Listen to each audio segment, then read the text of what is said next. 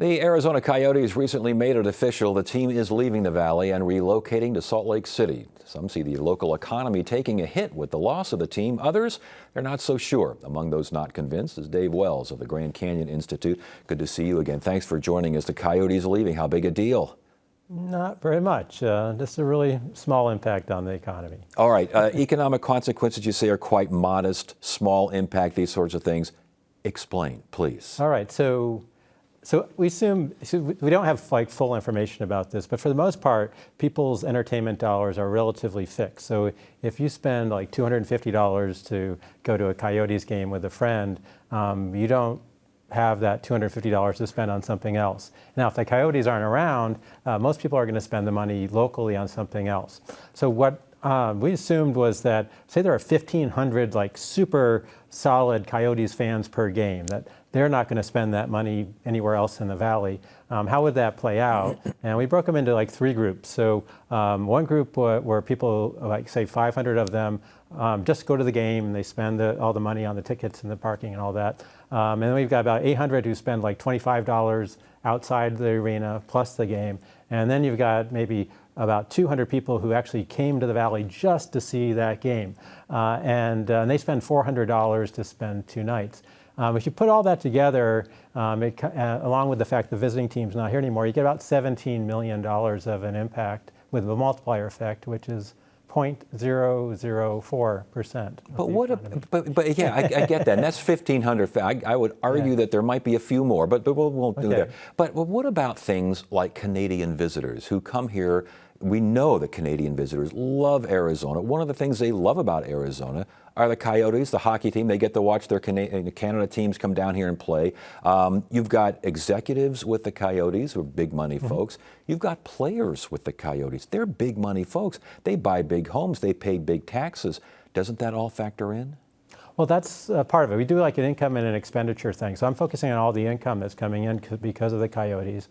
But take the visitors, the Canadian visitors. So the presumption would be if they all come to go someplace, like I'm a Red Sox fan, and I'll go see the Red Sox when they play the Diamondbacks. So there are people who come in. So I'd expect that the attendance for those games that are for Western Canadian teams like the Edmonton Oilers would be higher than for other teams. And I looked for 3 seasons before COVID hit and before they left the Glendale Arena, and I didn't find any difference in the average attendance between when those 4 Canadian teams from the Western Canada were there and anybody else was there. So I don't see that like surge. So I don't really see that big impact. But there's no denying that the Canadians love Arizona. And, and they come down here in droves. Are they going to keep coming down here? You got Las Vegas with a team. You got a couple of teams in California. You got Texas teams. You got Florida teams. Could it impact tourism in ways that perhaps we don't know? I'm not convinced because, again, I should see this difference in the attendance. I don't see the difference in the attendance. And admittedly, the Coyotes are not always a good team. Frequently not a good team, but so there's going to be some loss, and certainly the player salaries that won't be taxed. That could be over $1 million hit to the general fund for the state. But these are really small impacts in the greater scheme of things. I've seen $200 million in revenue as far as what the team generates. You would dispute that figure? That's off. I mean, that's what they do on a gross basis. But you have to keep in mind that other people are going to spend money instead of going to the Coyotes, which is why sports teams get a lot of publicity. People follow them a lot. They're part of the community spirit, but they're actually a really small part of the economy. Unless you're talking about like a Final Four coming in here or something like that, they're really a small part, and very few people, especially for hockey games and basketball games, come here for those things. Football and baseball is a little different. Multiplier effect, I know you referred to that earlier, but is there not a multiplier effect in terms of the broad economy and the grand scheme of things, things that are, I would imagine, be kind of difficult to quantify, but can you quantify that, A, and what are you finding?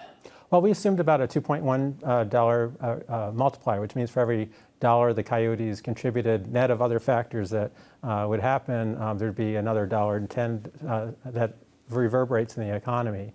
And so that's, so we did try to include that as well. As far as what voters in Tempe turned down, obviously the arena, it's still a dump out there for better or worse. It's still available if anyone wants it. Coyotes wanted it, voters said no. Your thoughts in retrospect on that campaign and that vote? So we did an analysis of it, and our basis was to compare the amount of the subsidy that the Coyotes were getting compared to the actual added revenue to Tempe, which is different from the revenue that the whole valley would get. This would be like revenue from the valley coming into Tempe Right. instead.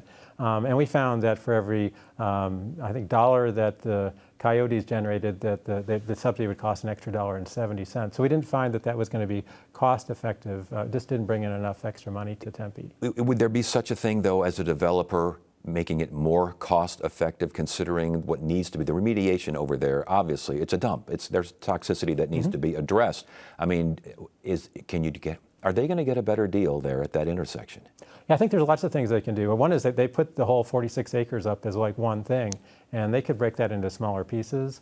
But there are other things to watch out, because like the office market's really got to play out because of like a lot of them are vacant these days. Okay, last question here then. Hotels, tourism, restaurants, snowbirds, you're saying no big loss, no big deal. It's not that big a factor.